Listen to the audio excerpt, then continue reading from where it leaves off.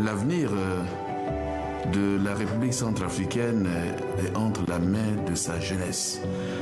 Et notre vision, c'est de former cette jeunesse pour qu'elle s'approprie les nouvelles technologies et aussi la crypto-monnaie et bien d'autres moyens pour le développement de la République centrafricaine.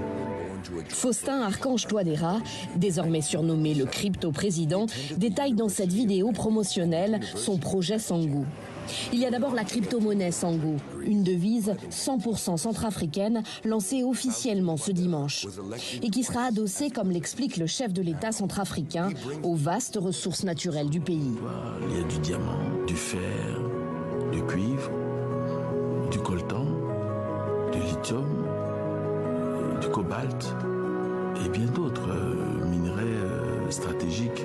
Et puis, si les investisseurs répondent présent, il y aura aussi bientôt sur cette île, située en face de la capitale, sur la rivière Ubangui, un paradis de la crypto. Une zone franche, sans taxes, où palaces, casinos et boîtes de nuit verront le jour. Le projet divise en Centrafrique. Ses partisans veulent croire qu'il attirera les capitaux nécessaires au développement des infrastructures du pays, le deuxième moins développé du monde, selon l'ONU. Ses détracteurs craignent au contraire que la future crypto-île ne devienne une plaque tournante du blanchiment d'argent.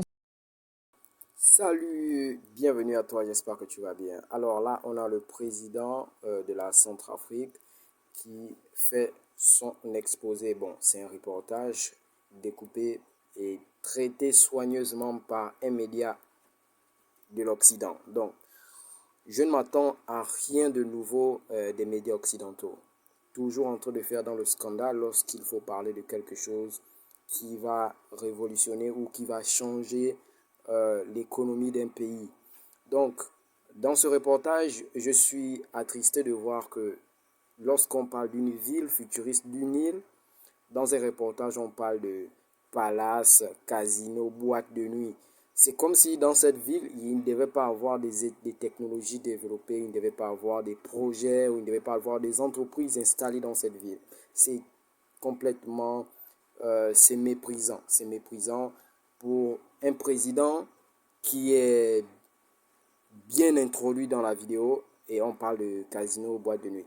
Bon, Faustin Archange Touadéra insiste sur la formation. Il a dit l'avenir de la Centrafrique est entre les mains de sa jeunesse. Mais pour que cette jeunesse-là bénéficie et produise et contribue à cet avenir, il faut que cette jeunesse soit formée dans les nouvelles technologies et dans les crypto-monnaies. On parle de formation. Alors, s'il te plaît, forme.